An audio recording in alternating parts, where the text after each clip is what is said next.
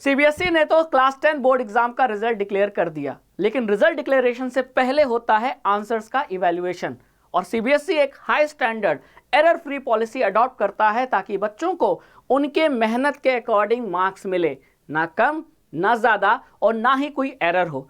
लेकिन फिर भी ऐसा कई बार होता है कि रिजल्ट आने के बाद बच्चों को ऐसा लगता है किसी सब्जेक्ट में मेरे मार्क्स कम हैं, मुझे टोटलिंग में हो सकती है कि मेरा नंबर बढ़ जाए या मैं रिवैल्यूएशन डाल सकता हूं। तो सीबीएसई आपको ये मौका दे रही है कि आप क्वेश्चन का रिवैल्यूएशन कर सकते हैं। अब रिवैल्यूएशन कैसे करेंगे, कब करेंगे, ये सारा कुछ मैं इस वीडियो में बताता हूं। वीडियो को एंड तक जरूर देखिएगा।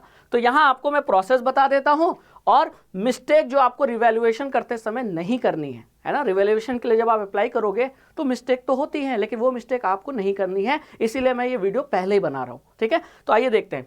सबसे पहली बात, यहां पहला गाइडलाइन देखिए क्या लिखा है।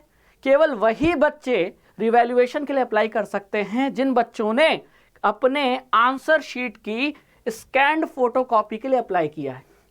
क्योंकि लॉजिक भी यही कहता है ना, जब तक अपने आंसर शीट को नहीं देखोगे जो कि चेक हुआ है सीबीएसई बोर्ड का, तो कैसे पता चलेगा किस क्वेश्चन में आपको कम नंबर मिले। तो पहला काम ये करना है कि आपको क्या करना है, अप्लाई करना है किसके लिए, for the scanned photocopy of the evaluated answer book. और साथ ही साथ इसके साथ और अप्लाई करना है क्या, दूसरी चीज, फॉर द रीवैल्यूएशन, है ना। तो दो चीज अप्लाई करना। अगर आप रिवैल्यूएशन के लिए जा रहे हैं तो ये भी ध्यान रखिए कि पहले अपनी स्कैन्ड फोटोकॉपी जो है आंसर बुक की, उसको भी अप्लाई कीजिए कि आपको वो बुक चाहिए। तो सीबीएसई आपको स्कैन्ड फोटोकॉपी भेजेगी, आप उसको गो थ्रू करना और फिर उसमें से क्वेश्चन छांट लो कि कहाँ कम मार्क्स मिले हैं, और फिर रीअप्लाई मतलब रिवैल्यूएशन के लिए भी आपको डालना होगा। यानी दोनों काम आपको करना है, ठीक है। इसीलिए पहले इसका विंडो ओपन होगा और बाद में रिवैल्यूएशन का विंडो ओपन होगा। यानी जो डेट है, पहले डेट इसकी आएगी स्कैन फोटोकॉपी की, और बाद में रिवैल्यूएशन के लिए आप अप्लाई कर सकते हो।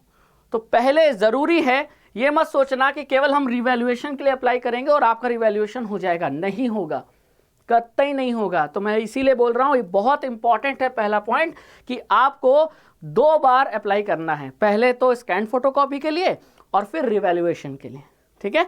अब बात करते हैं कि आपने स्कैन फोटोकॉपी अपनी आंसर बुक की मंगा ली। अब आपको लगता है कि 5 क्वेश्चन में मुझे कम मार्क्स मिले, है ना। तो अब उस 5 क्वेश्चन के लिए आप रिवैल्यूएशन करोगे। पर क्वेश्चन आपको 100 रुपीज़ की फीस देनी पड़ेगी। तो 5 क्वेश्चन हो गए तो 500, 2 क्वेश्चन होते तो 200, है ना। तो पर क्वेश्चन आपको 100 रुपीज़ की फीस देनी है, ऑनलाइन पेमेंट करना है। बात समझ में आ गई। फिर रिवैल्यूएशन के बाद 2 पॉसिबिलिटी है कि आपको जितना पहले मार्क्स मिले थे उससे ज़्यादा मार्क्स आ जाए या उससे कम मार्क्स आ जाए। सर कम भी आ सकता है क्या? जी हाँ, इसकी भी पॉसिबिलिटी है। तो ये मत सोचिएगा कि हमेशा रिवैल्यूएशन से मार्क्स बढ़ता ही है, कम भी हो सकता है।